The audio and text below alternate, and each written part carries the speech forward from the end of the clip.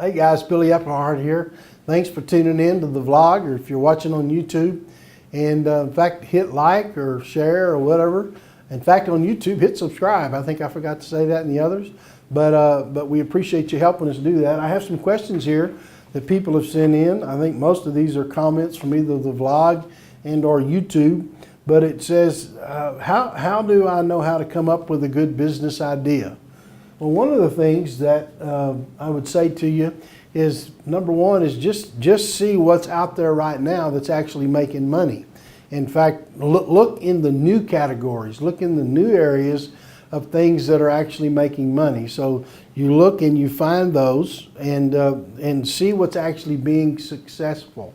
And now one of the things you have to be careful when you're looking at that, when you're looking at franchises, because I've owned some, what you have to be careful of is how much you have to pay in fees, what percentage are they taking, say for example, every month. Usually runs somewhere between around that 10% mark, some more, some a little less.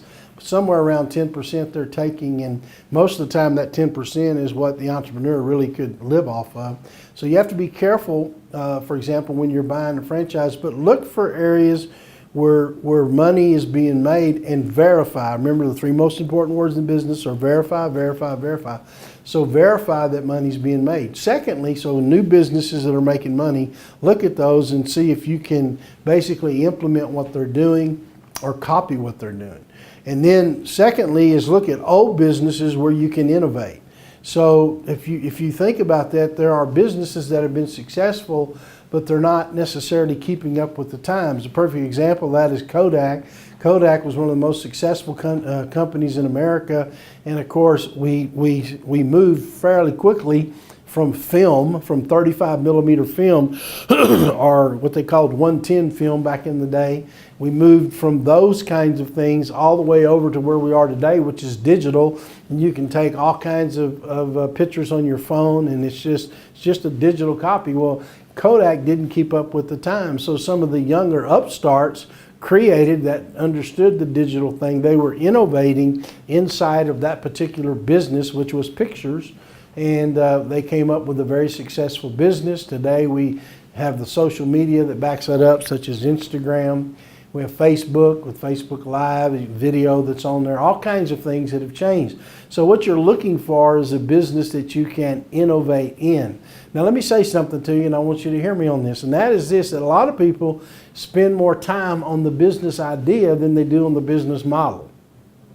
The key is that you want to do both. You want to have a good, solid idea, but you also want to have a good business model. Now, what makes a good business model? What makes a good business model is what I call identifiable recurring revenue streams. Let me say it one more time. What makes a good business model is identifiable recurring revenue streams. So if you can identify the revenue, because a lot of times people go into business and you ask them, well, how are you going to make money? Well, I'm going to do this or I'm going to do that. It's not real clear. You really need to have clearly identifiable revenue streams. This is how I'm going to make money. And then look to see if they're recurring, or do you have to make a sale every time? Now, there's great businesses, right? If you take cars, right? Cars are a huge purchase. And every time, I've bought many over the years at my age, but as you go back, every time there has to be a transaction, there has to be a sale for whoever's selling the car to make money, but they also have the recurring revenue stream in their service department.